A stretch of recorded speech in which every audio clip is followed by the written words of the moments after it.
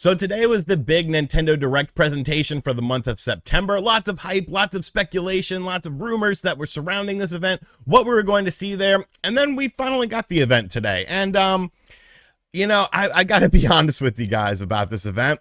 I didn't really love it. Most of the Nintendo Directs, I really enjoy them. And some people think, oh, you just play it up to an audience or something like that. But no, I genuinely enjoy these Nintendo Directs. And this was the one that I could definitely say there wasn't a lot for me here. I understand there was a ton of great games that were shown. I'm sure a lot of people are excited. I'm sure a lot of you guys are already pissed off saying, I can't believe Argentina didn't like this. Well, you can make a video and you could share your thoughts on it. However, you are on my channel and I got to keep it real with you guys. So I'm going to tell you guys how I honestly felt about this Nintendo Direct. We'll talk about the announcements and just all the sort of stuff that surrounded this event. So we kick things off with Fire Emblem, a brand new mainline Fire Emblem game. And I know that people think I hate Fire Emblem. I don't hate Fire Emblem. I think Fire Emblem is really cool. And Fire Emblem Engage is the title of this new game. And I think it looks good. It's sort of a traditional Fire Emblem game. There's no sort of school stuff to it or anything like that. Classic strategy RPG game. It will feature familiar faces from the Fire Emblem franchise as well. So your little Marth fans can get your Fire Emblem fix here. I did like the way this game looked. It comes out on January 20th, a big way to start this event, sort of setting the tone for things.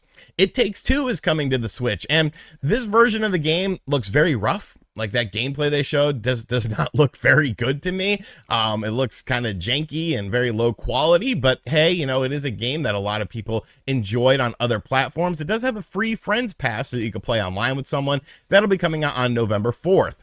Fatal Frame Mask of the Lunar Eclipse. Now, I do enjoy Fatal Frame games. This is actually a game that has never been released stateside. I think it looks really good. I am a fan of Fatal Frame games and the camera obscura, taking pictures of spooky ghosts and stuff like that. It doesn't come out until 2023 though, which I feel like it should have came out around Halloween, kind of the spooky season, but it is nice to see this game finally get brought stateside, and I thought this game looked really good. Xenoblade Chronicles 3 DLC stuff. So, hey, you know what? We got the two most underrated and underappreciated and underrepresented franchises for Nintendo on the Nintendo Switch out of the way with announcements. So does the rest of this Direct really matter? We got our Fire Emblem, we got our Xenoblade, we should be good to go. But yes, they're talking about DLC for it. SpongeBob, the Cosmic Shake. It looks better than the other SpongeBob game did on the Switch. If you like SpongeBob, that's kind of cool. Fitness Boxing Fist of the North Star. Fist of the North Star has obviously been around for a very long time. I'm not going to lie, I kind of like it. You fight people in the game via the boxing stuff, which, I don't know, that's kind of cool, I guess. It comes out in March of 2023. We've got a game called Oddballers. It's some Ubisoft game. That's a multiplayer dodgeball game. Okay, not exactly the big banger titles that we've been looking forward to, but, early 2023 for Oddballers. Tunic is coming to the Nintendo Switch. I heard that this is a really good game. You play as a fox. It's kind of like a Legend of Zelda style game, a throwback to the older Legend of Zelda style games. It did look like it had a little bit of slowdown in the trailer. Unfortunately, I did not get the release date for this game as I was way too excited for Oddballers, but it will be coming out soon. Front Mission remakes of 1 and 2 are coming. We, of course, knew about these. Forever Entertainment is handling them. They look pretty cool, mech-based strategy RPGs. I hope you like RPGs because we're going to be talking about a lot of RPGs in this video. Front Mission 2, of course, never came outside of Japan, so that's going to be nice to see. Front Mission 1 comes out in November. Front Mission 2 will be coming out in 2023, and they're doing a remaster of Front Mission 3 as well in the future, so 3 more RPGs to have on your radar. Speaking of RPGs, Story of Seasons, A Wonderful Life is coming to the Nintendo Switch. It's Harvest Moon. You take care of crops, animals, all that stuff. You get married, start a family. There is an aging system in this game, which I think is kind of cool. That's the first time they've added it into a Story of Seasons game where like people around you get older and all that sort of stuff, and your character gets older as well. That'll be coming out in summer of 2023. The first Splatfest for Splatoon 3 is announced. You get it's between gear, grub, and fun based on what you would bring to a deserted island. I would probably bring grub so I don't starve to death. Gear isn't going to keep me alive. Fun isn't going to keep me alive. I'm looking forward to, keeping grub, food, that'll start on September 23rd. So coming up pretty soon, we get our first Splatfest. Octopath Traveler 2 was announced. It Features new characters and a new story, has that same 2D HD visual style that we saw in the original Octopath. That's obviously very popular for a lot of Square Enix titles right now. There's actually a day and night cycle within this game as well, which I think is pretty cool. It sort of changes how things happen within the world. That game will be coming out on February 24th. It's also coming out on PC and PlayStation. I'm not sure if that's day and date, but that's kind of interesting because, of course, Octopath Traveler did end up getting ported to other platforms about a year or so after that game came out originally on the Nintendo Switch. So if you like RPGs, hey, we got a new Octopath Traveler. You need some more farming RPGs? Well, guess what? We got Fae Farm. It's a farm simulator RPG with combat. Has online multiplayer. I think that's kind of cool. Customize your farm and your house. You battle stuff as well because, you know, it's fun to battle. Dude, like farmers, like I haven't known many farmers in life, but like, is this a constant thing where they have to like go out and like fight creatures and stuff like that? Like I could see maybe like a wolf or a deer that's like messing with your crops or something like that. But this seems to be a bigger problem than a lot of people are leading on to. This will be coming out in spring of 2023. Theater Rhythm gets a new game. I don't care about Theater Rhythm. I don't care about musical based button pressing games. And yeah, it's cool. You know, there's a ton of Final Fantasy stuff in there, 385 songs. It has online multi-battle. There's going to be season passes and DLC and all that good stuff as well from other games such as Nier and Live Alive and all sorts of stuff. But at the end of the day, you're still just pressing buttons in musical succession. People will enjoy this game. I'm not people. I am not one of these people that will enjoy it. Comes out on February 16th. We got another look at Mario and Rabbids Sparks of Hope gameplay. I think this looks really good, honestly. This is a game I'm definitely highly anticipating for this year. You know, you can freely explore areas. Of course, it has a season pass as well because it's an Ubisoft game. But hey, this game looks like a fantastic game.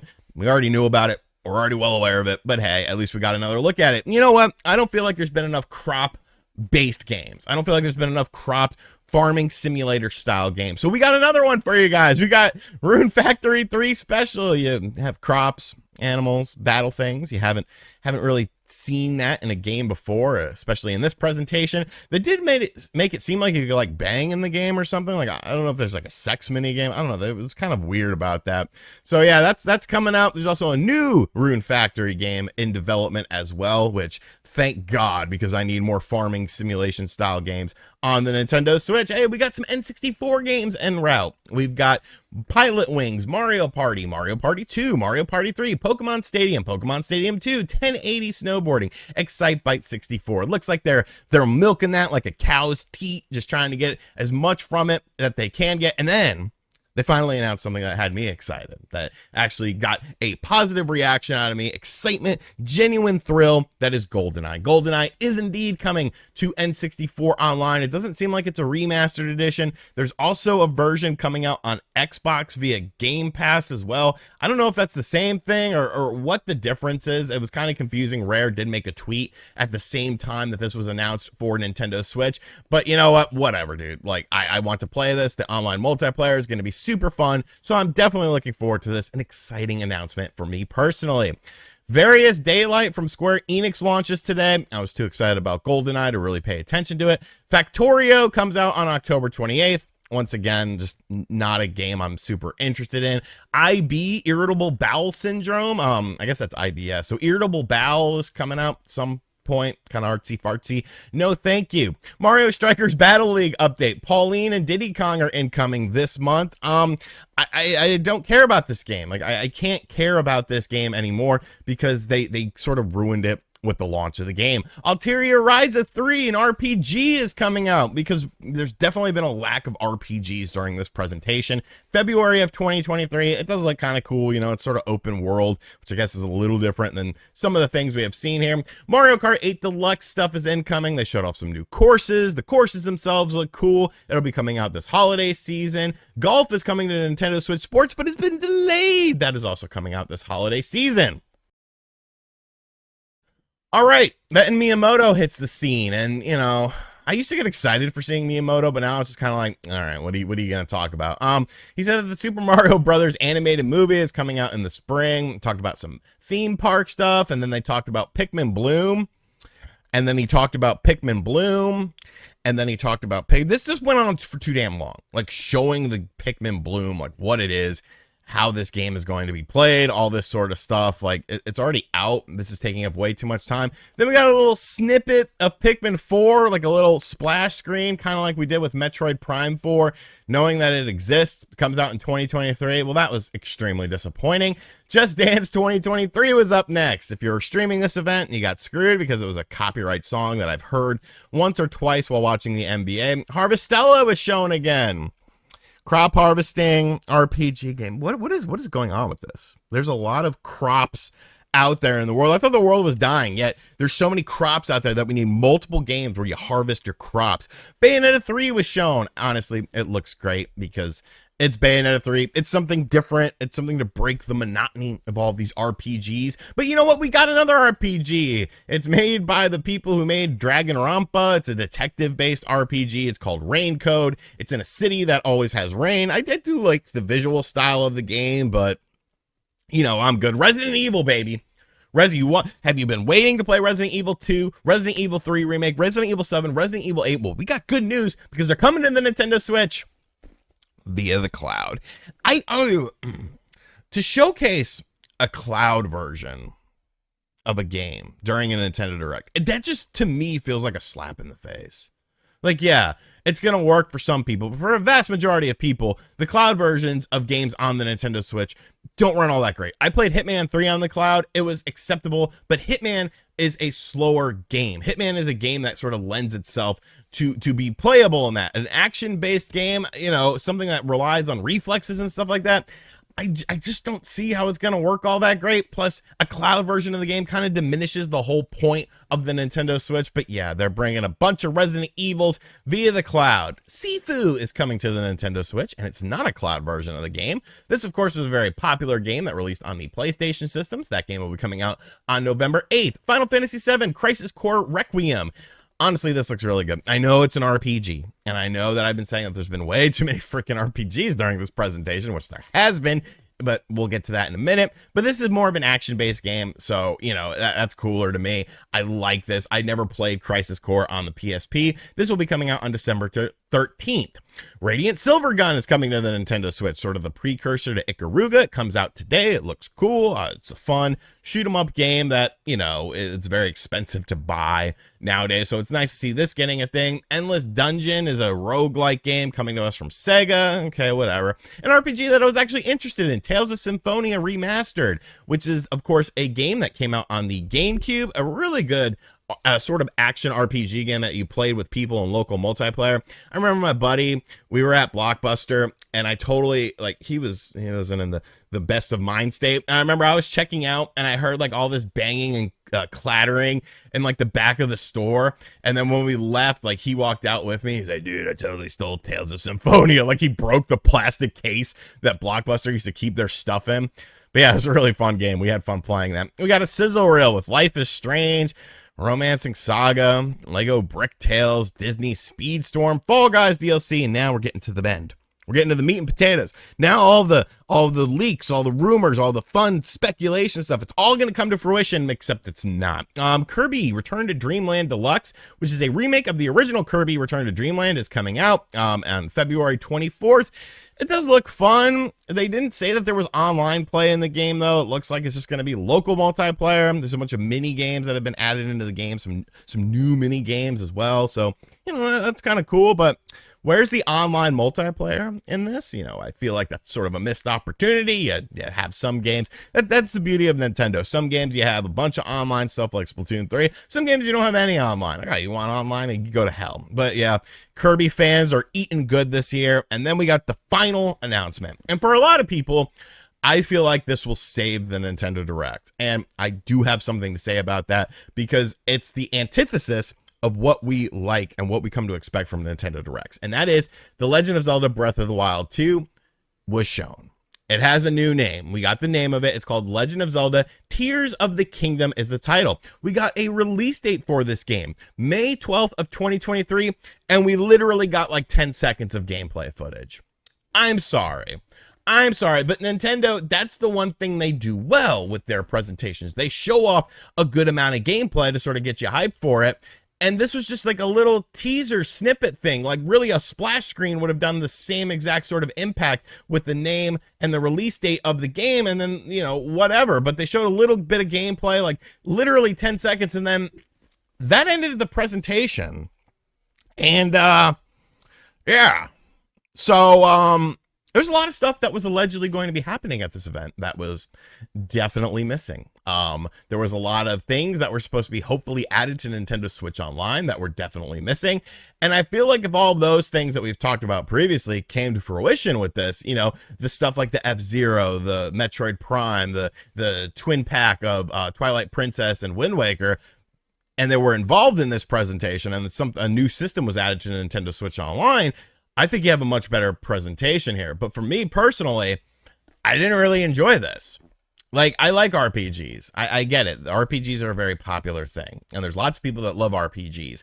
The average person doesn't have enough time to play all these RPGs. We literally got like 10 plus RPGs here. We literally got 4 plus RPG farming simulator games within this presentation, and it's like, okay, I understand that there's a market for them, but I also understand that variety is the spice of life when it comes to a Nintendo Direct. Like, where's all the other stuff? And, you know, some people are probably going to be like, oh, well, it's because of Tokyo Game Show. They obviously, you know, wanted to focus more on Japanese style games because of Tokyo Game Show coming up. First off, I say, when the hell does Nintendo care about Tokyo Game Show? When do they care about it? They really don't.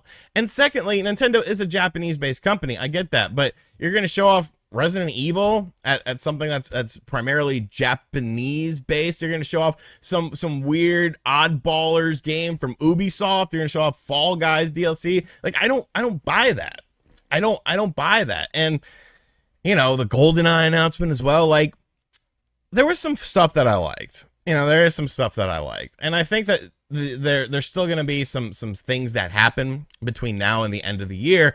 And those games that we talked about that were supposedly in existence, your Metroid Primes, your F-Zeros, and basically all the GameCube stuff, I feel like that still has a potential to come, maybe even in a separate event. But for me, I just really didn't like this event. You know, if you're a heavy, you know, OJ and Miss Click probably shat their pants. They're probably super ecstatic about this. I don't understand how OJ has the time to play all these RPG games, but the man does. The man does. So he was probably ecstatic for it. For me personally, it was just a bit of a miss. It wasn't bad. It wasn't the worst thing in the world, but it was definitely, especially, you know, having to wait. There was no proper summer Nintendo Direct. This is what we got, and I just didn't like it. You know, there's no right or wrong answer here with this. There's no, you know, ulterior motives. It is what it is. And not everyone's going to like everything. Maybe you loved it. You can yell at me in the comment section because you know OJ is going to frickin' just go off the rails on Saturday on the Spawncast. So go ahead and prep me for the scrutiny that I'll be getting on Saturday, but on the Spawncast. But yeah, not a show for me, man. Not a show for me. Let me know what you think about it in the comment section down below. Of course, there is a State of Play presentation happening later today, so I'm going to be covering that too. I might actually go live for that on the second channel and then make a reaction video to that after the fact. So be on the lookout for that. Thank you guys for checking out this video. Like I said, give me your feedback in the comment section down below. Did you love it? Did you like it? Was it kind of meh? Or did you think it was the worst thing ever? And as always, I'll catch you guys on the next video. Later.